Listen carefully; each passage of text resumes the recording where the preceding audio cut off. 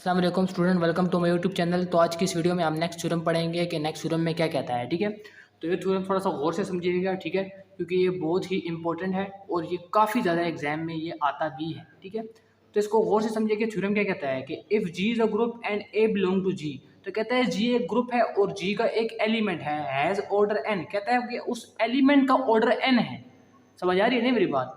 कहता है कि जी मेरे पास एक ग्रुप है, एक एलिमेंट हमने जी से लिया है और उस एलिमेंट का ऑर्डर n है। Then a power m is equal to 1 if and only if n divide करता है m को। ठीक है, तो वो ये क्या कहते हैं, देखिए जब आपके पास एक थ्योरम में इफ एंड ओनली इफ आ जाए तो इसका मतलब ये होता है कि इस थ्योरम में दो पार्ट है, एक डायरेक्ट पार्ट होता है, एक कन्वर्सली पार्ट होता है। मतलब ये कि आपके पास G the group a belong to G has order n, तो ये आपके पास गिवन है। इस पे आपने सबसे पहले लेट ये लेना है, फॉर एग्जांपल आपने लेट ये लेना है, फिर आपको प्रूफ ये करना है। नेक्स्ट कन्वर्सली पार्ट में आपको लेट ये लेना है और प्रूफ आपको ये करना है। ठीक है, तो आते हैं अपने प्रूफ की तरफ कि हमारे पास सबसे पहले गिवन क्या है, जी इज अ ग्रुप और ए मेरे पास जी से एलिमेंट है और मैंने क्या कहा कि ए का ऑर्डर एन है। देखिए ऑर्डर के बारे में काफ़ी कुछ मैं बता चुका हूँ। अगर ऑर्डर की आपने वीडियो नहीं देखी अभी तक तो ऊपर वाले बटन पर क्लिक करके आप देख सकते हैं। मैंने वहाँ पर ऑर्डर के बारे में काफ़ी बता चुका हूँ कि एक ग्रुप का ऑर्डर कैसे मालूम करते हैं और एक ग्रुप के एलिमेंट का ऑर्डर कैसे मालूम करते हैं। ठीक है, तो ऊपर आए बटन पर क्लिक करके देख सकते हैं आप, और मैंने नीचे लिंक भी डिस्क्रिप्शन में दी होगी, वहाँ पर जाकर आप देख सकते हैं। ठीक है, तो आते हैं अपने थ्योरम की तरफ। तो क्या कहता है कि हमारे पास एक एलिमेंट है और उस एलिमेंट का ऑर्डर n है, तो हमने ये उस एलिमेंट का ऑर्डर n लिख दिया, ये गिवन है। अब ये हमने इधर तक समझ लिया। अब हमने लेट लिए लेना है, लेट अब हम लेट लेते हैं कि n m को डिवाइड करता है। अब हमें प्रूफ ये करना है, हम डायरेक्ट पार्ट कर रहे हैं। Proof a power m is equal to 1। अब हमारे पास ये चीज़ गिवन है n बाई m।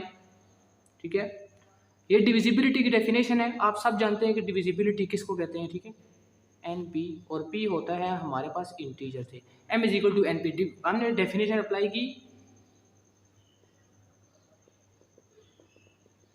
डिविजिबिलिटी की। ठीक है, तो ये आपको पता होना चाहिए, ये नंबर थ्योरी में काफ़ी एक्सप्लेन इसको मतलब कर चुके हैं, इसलिए डिविजिबिलिटी अब मैं दोबारा से एक्सप्लेन नहीं करूँगा क्योंकि ग्रुप थ्योरी काफ़ी ज़्यादा अब और भी जो समुंदर इसका बन जाएगा तो फिर बहुत ही हम डिविजिबिलिटी अगर उस पर चले गए तो फिर थ्योरम हमारे से रह जाएगा। ठीक है, तो आपको पता होना चाहिए उसका। अब m is equal to N P आ गया। ठीक है, हम क्या करते हैं, a दोनों तरफ अप्लाई करते हैं, ये हम कर सकते हैं। ठीक है, अब हम क्या करते हैं कि a power m is equal to a power n p, हम ऐसे भी कर सकते हैं, क्यों नहीं कर सकते।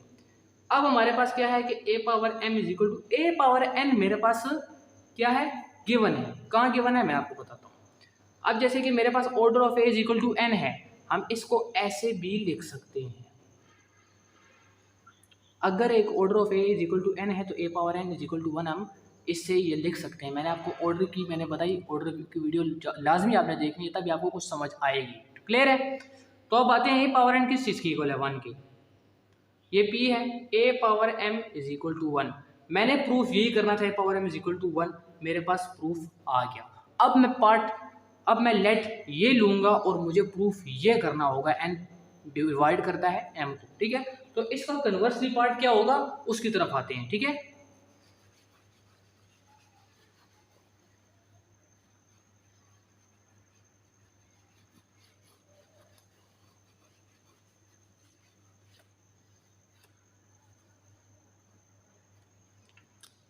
तो ये मेरे पास गिवन था। ठीक है, A belong to G, order of A is equal to N. ठीक है, अब हमें लेट क्या लेना है, ए power M is equal to 1 और प्रूफ ये करना है कि एन एम को डिवाइड करता है। ये कन्वर्सली पार्ट आप इधर लिख सकते हो कि कन्वर्सली। ठीक है, अब क्या करता है कि अगर इसका ऑर्डर n है, ठीक है, ये तो हम गिवन है। अब मेरे पास मैंने लेट के लिए है, प्रूफ ये करना है। ठीक है, प्रूफ ये चीज़ मुझे करनी है।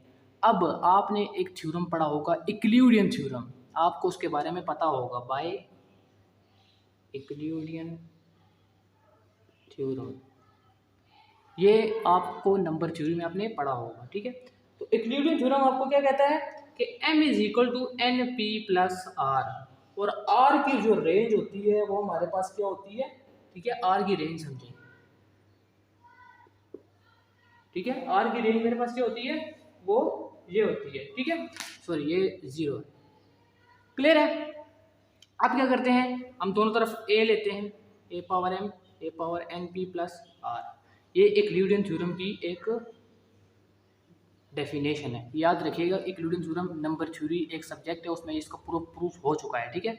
तो अब इसमें क्या करना है, ए power M is equal to a power N p, इसको अलग अलग करके लिखते हैं, क्लियर है। अब a power M is equal to a power n, इसको हम ऐसे भी कर सकते हैं, क्लियर है बात। अब a power M is equal to a power n, a power n, ये मेरे पास ये जो ऑर्डर ऑफ ए मेरे पास एन है, इसको हम ऐसे भी लिख सकते हैं, मैं भी बता चुका हूँ। ए पावर एन 1 के इक्वल है और ए पावर आर।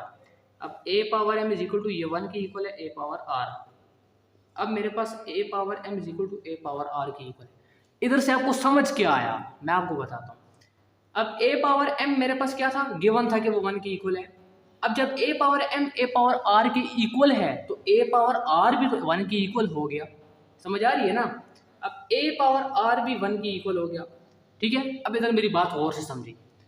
अब वो ये कहता है कि आर की कुछ ऐसी वैल्यू देखो कि इस इधर हमारे पास 1 आ जाए, ये तो 1 मौजूद है यहाँ पे, ताकि इस इक्वेशन को सेटिस्फाइड कर ले। मतलब आर यहाँ पर कुछ ऐसा आप ढूंढो कि यहाँ पर ये 1 आ जाए। कैसे, आर क्या है, अगर हम 1 देखें तो ए पावर 1, इससे 1 नहीं आता। अगर हम ये देखें कि ए पावर 0, मतलब आर हम 0 कर दें, तो इससे क्या आता है 1। ये इसको सेटिस्फाइड करता है कि नहीं करता, ये करता है। तो वो ये कहता है एक ही पॉसिबिलिटी है कि आर को 0 होना ही पड़ेगा, आर को 0 होना ही पड़ेगा। तो आपने क्या करना है, आर 0 इधर पुट करना है, ठीक है। इसको इक्वेशन 1 का नाम दे सकते हैं। तो इक्वेशन 1 में आपने क्या करना है, आपने m is equal to N P plus R, M is equal to N P plus 0, R की जगह मैंने 0 पुट किया, m is equal to N P. अब ये डिविजिबिलिटी की डेफिनेशन है कि n m को डिवाइड करता है, तो मुझे यही प्रूव करना था कि n m को डिवाइड करता है, ठीक है। देखें पूरा ये थ्योरम काफ़ी ज़्यादा कॉम्प्लिकेटेड था, लेकिन आपने ये समझना है, ठीक है, ये क्या कह रहा है। आपने अपने रिक्वायर्ड को पहुंचने के लिए आपको कोई भी थ्योरम यहाँ पर सहारा उसका ले सकते हैं, ठीक है। तो मिलते हैं नेक्स्ट वीडियो में, नेक्स्ट थ्योरम में क्या कहता है, ठीक है। इंशाल्लाह अपना ख्याल रखिएगा, अल्लाह हाफिज़।